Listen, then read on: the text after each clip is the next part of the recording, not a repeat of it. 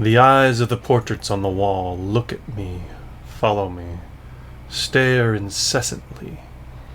I take it their glance means nothing at all. Clearly, oh clearly, nothing at all. Out in the gardens by the lake, the sleeping peacocks suddenly wake. Out in the gardens, moonlit and forlorn, each of them sounds his mournful horn. Shrill peals that waver and crack and break. What can have made the peacocks wake? This is Panic by Aldous Huxley, who is most famous for writing Brave New World, which is widely considered the best science fiction novel ever. I've read it, it's pretty good. But anyways, I like this poem. For one, it reminds me of older poetry, not necessarily contemporary with Aldous Huxley. I'm thinking more stuff from the 19th century as opposed to the 20th century. But anyways, that's neither here nor there. What I really like about this is the images in this poem. Panic. I think today, if somebody were to write this poem, they wouldn't call it panic. They would call it paranoia, right? Because the emotion that is evoked from the poem is more about being paranoid. Things are watching me, right? Panic is more of that anxiety-ridden, nervous feeling. That's how we would describe it today. But words change meaning over time. Anyhow, panic fits too, I suppose. The images. What are the images? The eyes of the portraits on the wall. So, portraits. What's a portrait? It's a painting, right? Especially of people. A portrait is a painting of a person as opposed to a thing. And so we're talking about dead relatives, probably hanging on the walls of some house, and they're staring at you as you walk by, right? If you've ever been to like a museum with a bunch of portraits, the eyes can be very real looking, I suppose.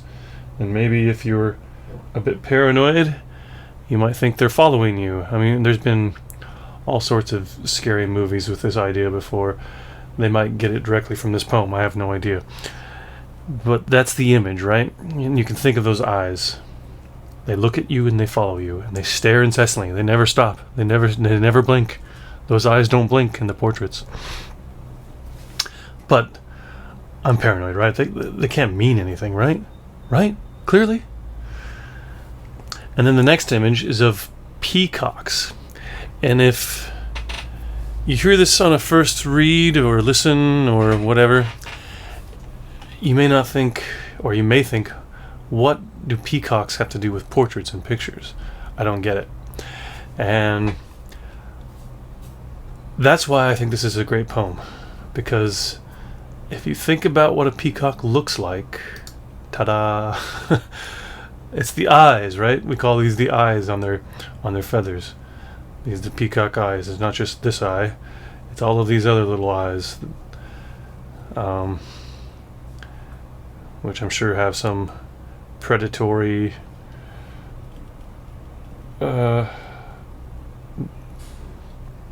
point to them. Not for the peacock, but for protection. Protection from predators, maybe? I don't know. I have no idea. Or it's just to attract a mate. These peacocks are the male birds, right? The ones with all the fun feathers.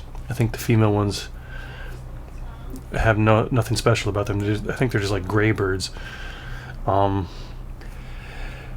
That's where the idea of men peacocking comes from, right? They put on a bunch of weird clothes and stuff and go out and try to find a mate. Anyhow, that's neither here nor there. It's by the by. The image in the second stanza here, it's bringing back the eyes, right? All of these eyes are looking at the man. Even in the garden, he can't escape his paranoia. It's not just being shut indoors. It's not some claustrophobia or agoraphobia, agoraphobia, something like that. Being outside and seeing the peacocks with all these eyes, right? Even that is scary. Out in the gardens, moonlit and forlorn, right? All these eyes are moonlit, so think about the moon like shining off of these eyes, these fluorescent peacock eyes.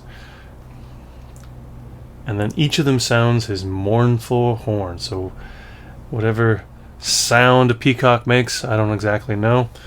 I don't think I've ever heard one, but you can go look it up.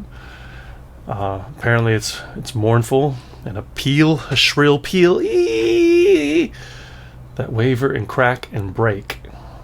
What can have made the peacocks wake?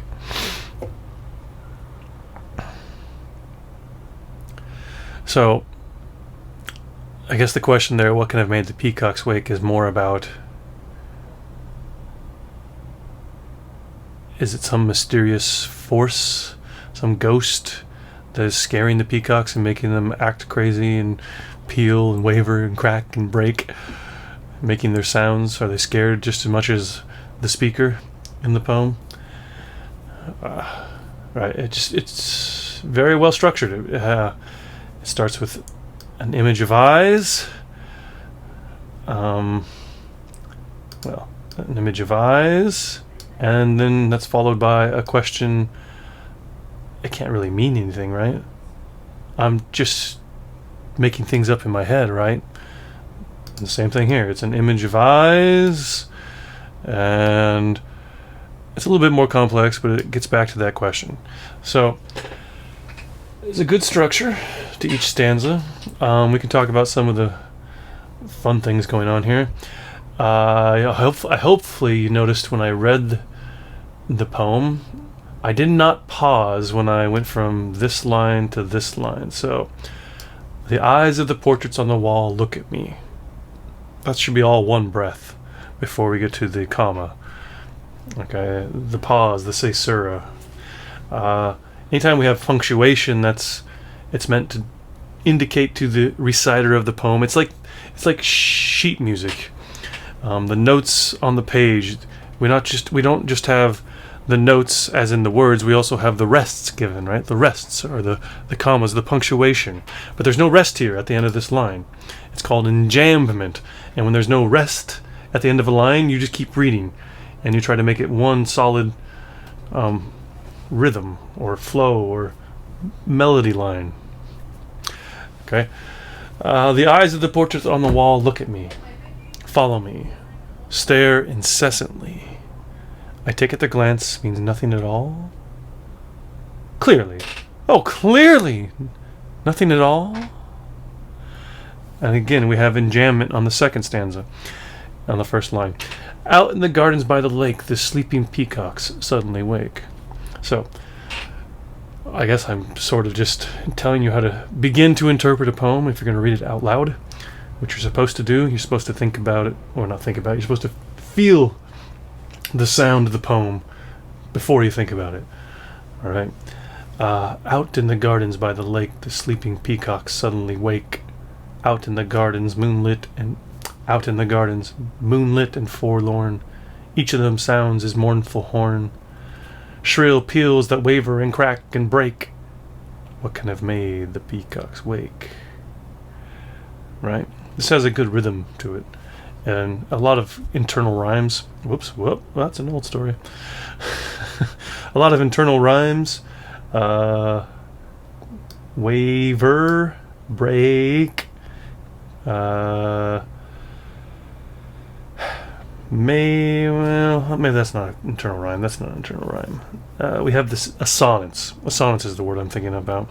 A lot of the repeated vowel sounds of a, like e, peels, peacock, sleeping peacocks, means, me, right? All of these are the E sound. And then we have a lot of the A sounds, break. Maybe we don't. Maybe it's just that one. Oh, break, wake, lake. but that's rhyming. All, wall, stare. Stare goes with what? Nothing. Okay. Wow, my mouse is getting a little juicy here. Okay. Anyways, I mean, it just focuses on some specific sounds in terms of the vowels and a good rhythm. I'm not going to really analyze the rhythm. It's probably something with iambic or trochaic. That's usually the two standards in English. The eyes of the portrait, I suppose it's iambic. Look at me, follow me, yes, iambic. Stare incessantly. Out in the gardens out in the gardens. That might be trochaic. Out in the gardens by the lake. I'm very bad at figuring out the rhythm and all the special names that go with the rhythm. But anyhow, I think that's it's not extremely sophisticated, but it has those two great images, and the second image is kind of disguised, because it doesn't say anything about the peacock's eyes. You're supposed to infer, as an intelligent human being, that the peacocks have eyes too. Alright, that's all. Take care.